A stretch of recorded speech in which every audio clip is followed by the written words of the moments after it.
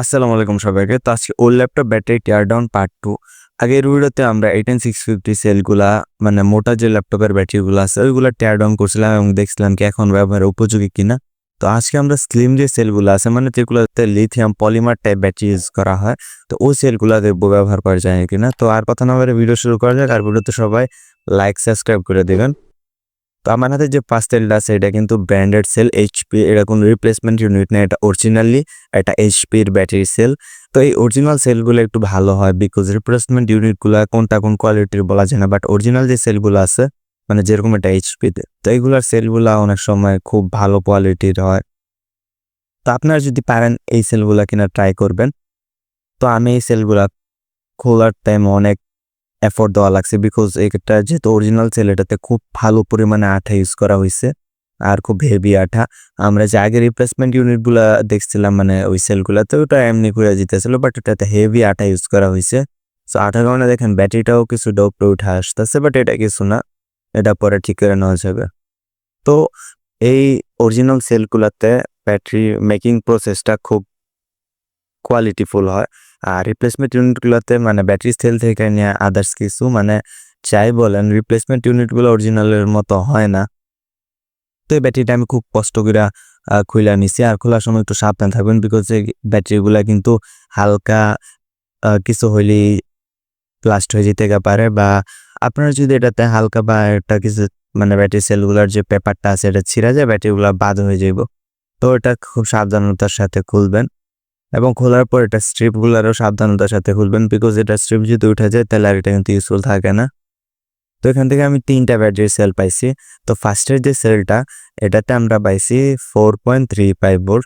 তো এটা fully functional একটা ব্যাটারি মানে 100% ওকে। এটা তো সেম 3.4 সামথিং, আর এটা তো সেম ভোল্টেজ। তো এই তিনটা ব্যাটারি ভালো। তো বলতে হবে যে এটার বিএমএসটা খারাপ ছিল যার কারণে এটাতে প্রবলেম হয়েছে।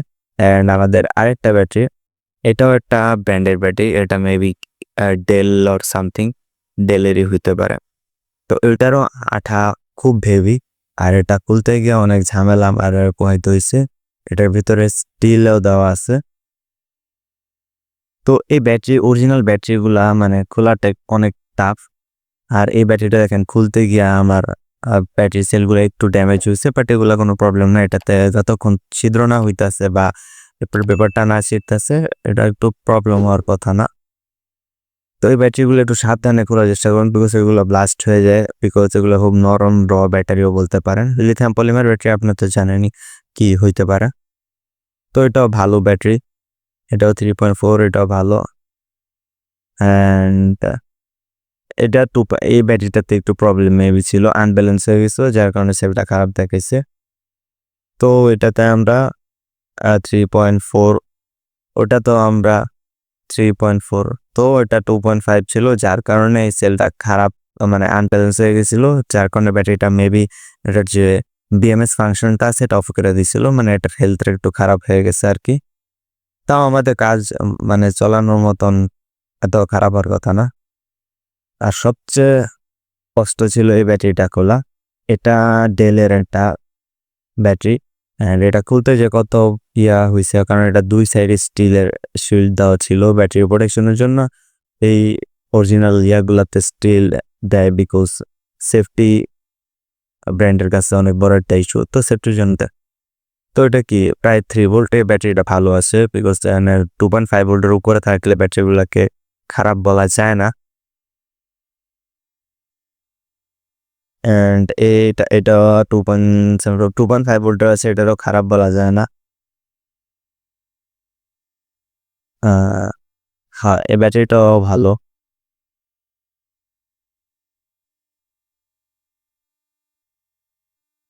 এখানে এই ব্যাটারিটা 2.72, এটাও ভালো ব্যাটারি। মানে এখানে টোটালি আমার মেবি সবগুলা ব্যাটারি ভালো বিকজ দুইটা প্যারালালে ছিল, এটা 8 ভোল্টের একটা ব্যাটারি ব্যাক ছিল। তো এখানে 4টা ব্যাটারি আমি ভালো পাইছি। তো এখানে সবগুলা ব্যাটারি ব্যাকই ভালো। তো এগুলো চার্জ করার জন্য আমি এখানে একটা পাওয়ার মডিউল ইউজ করছি 22.5 ওয়াটের। তো এটা চার্জ করে এখানে আমি ক্যাপাসিটি টেস্ট করবো আসলে ব্যাটারিগুলোর ক্যাপাসিটির কি অবস্থা। তো এটা প্রায় চার্জ আছে, এই যে 100% চার্জ হয়ে গেছে। তো 100% চার্জ হওয়ার পর এটা আমি সিম্পলি খুলে দেবো। এটাতে পাওয়ার ব্যাংক ইউজ করতে পারবেন, এটা বিকজ এটা 5.5 ওয়াটের বুক সাপোর্টেড।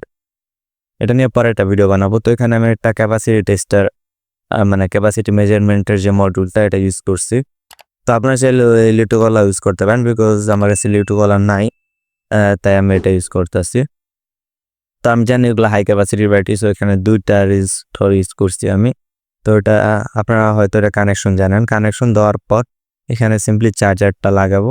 চার্জারটা লাগানোর পর এটা অন হয়ে যাবে। অন হওয়ার পর 3 ভোল্টে সেট করবো, বিকজ আমরা জানি যতগুলো ইলেকট্রনিক্স আইটেম আছে সবগুলো প্রায় একবারে নিম্ন ভোল্টেজ 3 ভোল্ট, এর নিচে এগুলো ওয়ার্ক করে না। সো আমাদের রিয়েল ক্যাপাসিটি পাওয়ার জন্য আমরা এখানে 3 ভোল্টেজে এখানে ইনপুট দিব। সো এই যে দেখেন 3 ভোল্টেজ ইনপুট দেওয়ার পর এটা ওকে দিয়ে দিব। ওকে দেওয়ার পর এখানে দেখেন ক্যাপাসিটি স্টার্ট শুরু হয়ে গেছে। এখানে দেখেন কত লোড, কত মিলি অ্যাম্পিয়ার এখানে সব কাউন্ট হইতেছে। তো এখানে 2773 এমএইচ পাইছি। তো এটা কিন্তু খুব ভালো একটা ক্যাপাসিটি। তো আমি অনেকগুলো ব্যাটারি ক্যাপাসিটি টেস্ট করছি, যেরকম এটা 2773 এমএইচ পাইছিলাম ফার্স্ট ব্যাটারিটা থেকে। মানে ব্যাটারিগুলো ইউজড ব্যাটারি অনুযায়ী খুব ভালো। এখানে 2030 এমএইচ, এখানে প্রায় 2500 এমএইচ পাইছি।